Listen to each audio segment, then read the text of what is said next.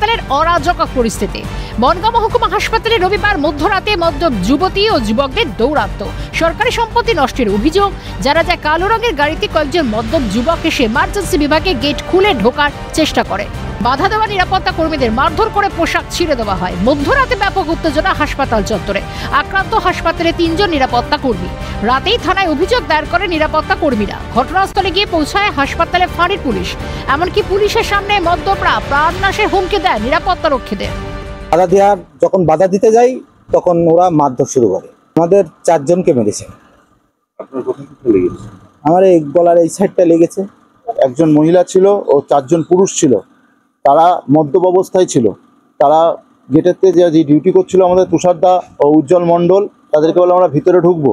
আমাদের সিকিউরিটি বারণ করে যে তোমরা মদ্যপ অবস্থায় আছো, ভিতরে ঢোকা যাবে না। গার্জেন্সিতে ঢোকার চেষ্টা করে।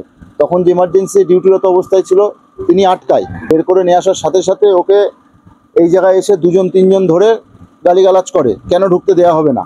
তারপরে সৌরভ সরকারের সাথে হাতাহাতি হয়। ও সৌরভ সরকার তখন কি করে, নিজে কোনো কারোর গায়ে হাত দেয়নি। বনগাঁ মহকুমা হাসপাতালে ওয়ার্ড মাস্টার শ্যামল সরকারের অভিযোগের ভিত্তিতে ওয়াসিম রাজা সুজন বাইরে আরিফ খানকে গ্রেফতার করে পুলিশ। শুরু পুলিশি তদন্ত। ধৃতদের সোমবার পেশ করা হয় বনগাঁ মহকুমা আদালতে। এবং এরা মদ্যপ অবস্থায় ছিল এবং কিছু হসপিটালের সরকারি যে আসবাবপত্র জিনিসপত্র এরা নষ্ট করে, সেই মর্মেও এদের বিরুদ্ধে মামলা হয়েছে এবং এদের জেল কাস্টডি নির্দেশ দিয়েছে লানেট এসিজেএম আদালত। এবং পুলিশ খতিয়ে দেখছে যে ব্যাপারটা কি দাঁড়ালো, যে এত দূর থেকে কেন তারা এসে কি কারণের জন্য এই ঘটনাটা ঘটলো। এইটা আমরা পরবর্তীকালে আরো পুলিশ তদন্তের মাধ্যমে জানতে পারবো যে ব্যাপারটা কোথায় কি পর্যায়ে রয়েছে। কিন্তু প্রশ্ন উঠছে হাসপাতালে নিরাপত্তা নিয়ে। সরকারি হাসপাতালে বহিরাগতরা ঢুকছে কিভাবে?